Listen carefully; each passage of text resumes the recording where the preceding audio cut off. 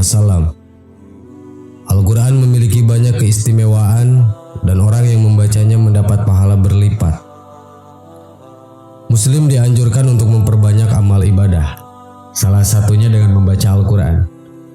Hujatul Islam Imam Al-Ghazali berkata, disunahkan pada hari Jumat atau pada malamnya untuk melakukan sholat 4 rakaat dengan membaca surat-surat berikut: surat Al-An'am, Al-Kahfi, Toha, dan Yasin. Jika tidak mampu, maka bisa hanya dengan membaca surat Yasin dan Ad-Dukhan, Alif, Lam, Mim, As-Sajdah, dan surat Al-Mulk. Salah satu surat yang memiliki keistimewaan yakni Al-Mulk, yang artinya kerajaan. Surat ini termasuk surat Makkiyah dengan jumlah 30 ayat. Surat ini turun sesudah surat At-Tur. Mubsair Ibnu Katsir menerangkan, Imam Ahmad mengatakan telah menceritakan kepada kami Hajjaj Ibnu Muhammad dan Ibnu Ja'far. Keduanya mengatakan telah menceritakan kepada kami Syubah dari Qatadah dari Abbas al-Jushami dari Abu Hurairah dari Rasulullah SAW yang berkata, Inna surati fil Qur'ani salasina ayata syafa'ata li sahibiha hatta ghufira lahu tabarakalladzi biyadihil mulk. Sesungguhnya di dalam Al-Quran terdapat suatu surat berisikan 30 ayat dapat memberi syafaat bagi pembacanya hingga ia mendapat ampunan, yaitu Tabarakalladzi biyadihil mulk atau surat Al-Mulk. Arba'ah telah meriwayatkan hadis ini melalui Syubah dan sanad yang sama. Imam Turmuzi mengatakan bahwa hadis ini hasan. Mengenai keutamaan surat Al-Mulk ini, sahabat Anas ibnu Malik radhiyallahu anhu mengatakan, Rasulullah pernah bersabda bahwa sesungguhnya ada seorang lelaki dari kalangan umat sebelum kalian meninggal dunia, sedangkan tiada sesuatu pun dari kitabullah yang dihafalnya selain dari surat Tabarok atau surat Al-Mulk. Ketika lelaki itu diletakkan di dalam kuburnya, malaikat penanya datang. Maka surat Tabarokah menghalang-halanginya sehingga malaikat itu berkata, sesungguhnya engkau adalah salah satu dari kitabullah dan aku tidak suka membuatmu tidak senang, tetapi aku tidak mempunyai kuasa bagimu, bagi dia dan juga bagi dirimu terhadap suatu kemudaratan dan juga suatu kemanfaatan. Jika engkau hendak membela orang ini, maka menghadaplah kepada Allah dan mintalah syafaat darinya buat dia. Maka surat itu berangkat menuju kehadirat Allah Subhanahu wa Ta'ala, lalu berkata memohon, ya Tuhanku, sesungguhnya si fulan dengan sengaja memilihku di antara kitabmu, lalu ia mempelajariku dan membacaku serta menghafalkanku. Maka apakah engkau akan membakarnya dengan api sedangkan aku berada di dalam rongganya? Jika engkau hendak mengajabnya, maka hapuskanlah terlebih dahulu aku dari kitabmu. Allah berfirman, aku lihat engkau marah. Surat itu menjawab, sudah seharusnya aku marah. Maka Allah berfirman, sekarang pergilah kamu. Sesungguhnya aku telah menyerahkannya kepadamu dan aku memberi izin kepadamu untuk memberi syafaat buatnya. Maka surat itu kembali dan mengusir malaikat penanya. Lalu lelaki itu bangkit dalam keadaan senang hati tanpa mengalami suatu siksaan pun dari malaikat tersebut. Lalu surat itu meletakkan mulutnya ke mulut lelaki itu dan berkata, selamat datang dengan mulut ini. Barangkali mulut ini sering digunakan untuk membacaku. Dan selamat datang dengan dada ini. Barangkali dada ini dipakai untuk memuatku. Dan selamat datang dengan kedua kaki ini. Barangkali ia dipakai untuk berdiri membacaku. Surat itu menghiburnya di dalam kuburnya karena merasa khawatir bila ia kesepian dan merasa takut. Anas ibnu Malik melanjutkan bahwa setelah Rasulullah SAW menceritakan kisah ini, maka tiada seorang pun baik anak kecil atau orang dewasa atau budak atau orang yang merdeka melainkan mempelajari dan menghafalkannya. Dan Rasulullah menamainya dengan sebutan Al-Munjiyah atau surat yang menyelamatkan.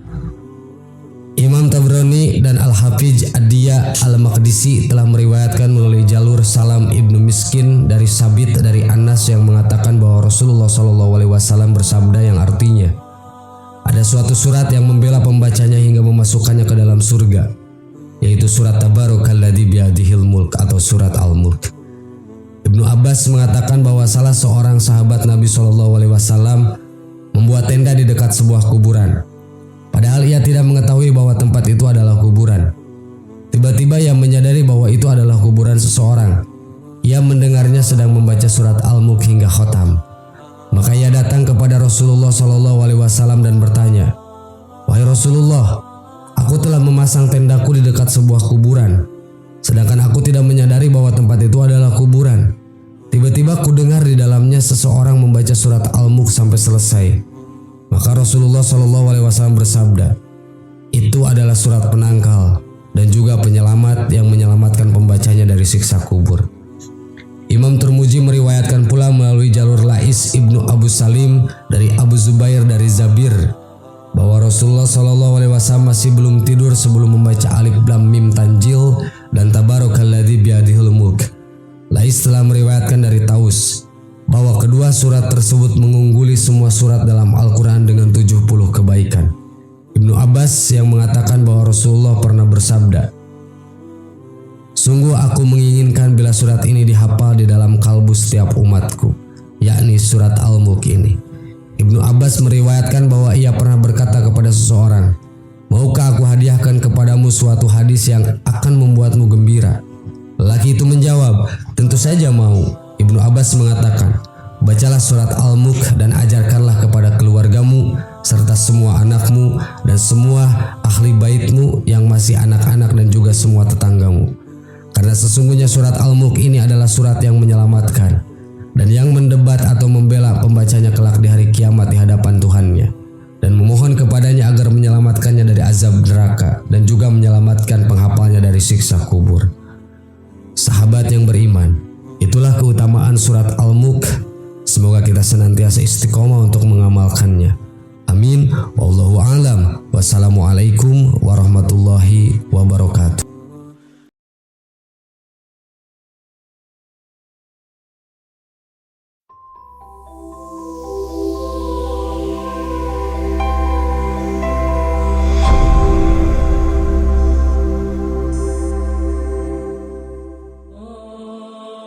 Bismillahirrahmanirrahim. Assalamualaikum warahmatullahi wabarakatuh.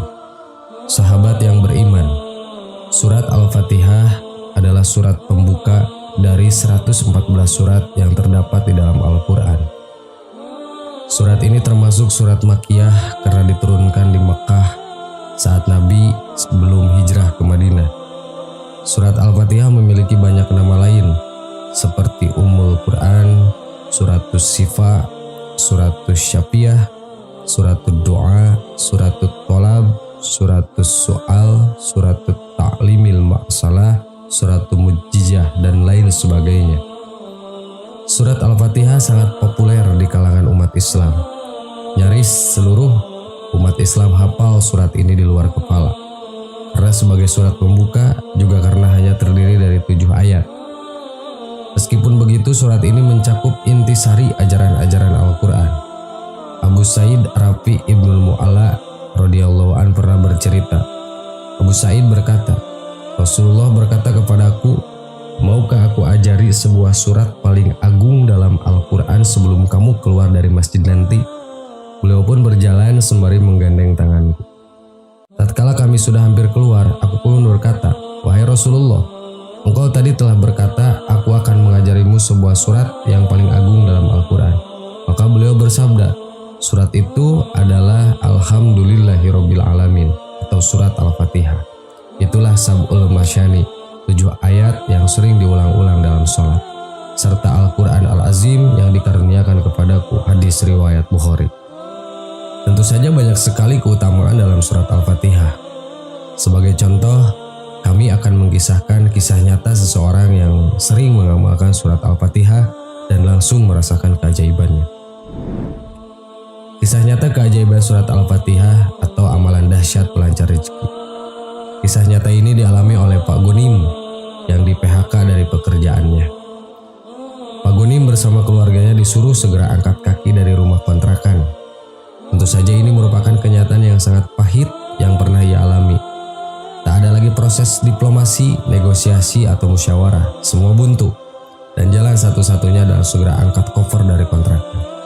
Sebab Pak Siregar atau pemilik kontrakan harus segera menyerahkan rumah yang ditempati Pak Gonim itu kepada pihak bank sebagai konsekuensi dari ketidakmampuannya membayar hutang.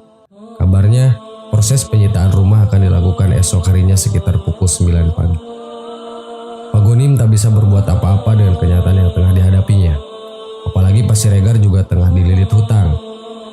Dengan penuh kesedihan, Pak Gonim dan istrinya juga 3 buah hatinya yang masih kecil. Anak pertama duduk di kelas 3 SD, anak kedua masih kelas 1 SD, dan ketiga masih balita. Segera membereskan rumah dan mengepak barang-barang yang bisa dibawa.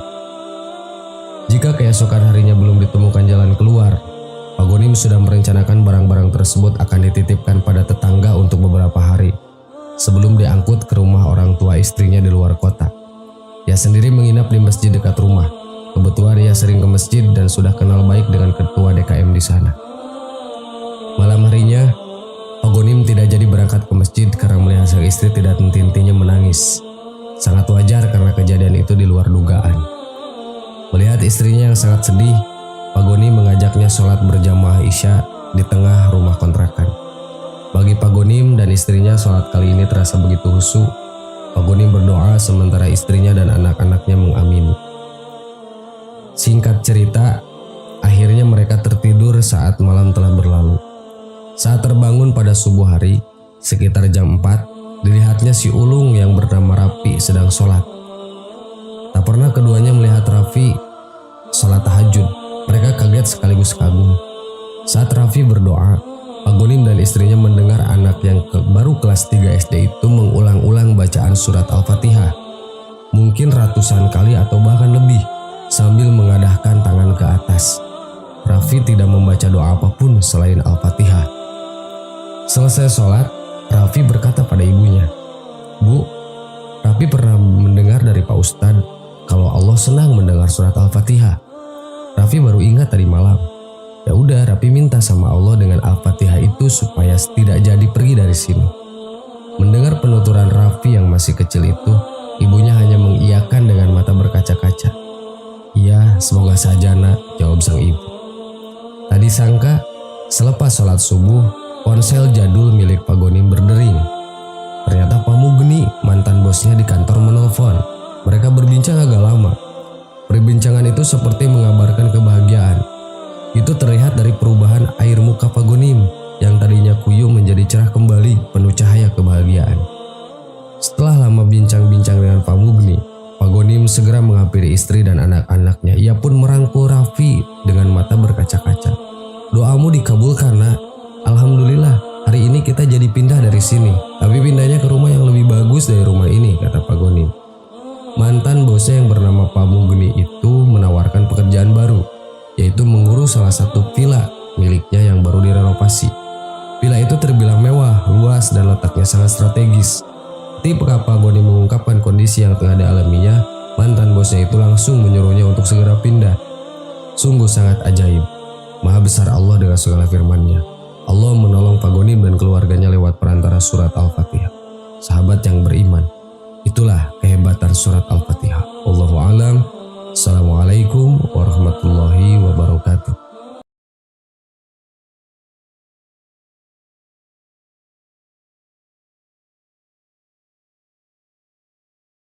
Subhanallah walhamdulillah wa la ilaha illallah wallahu akbar. Subhanallah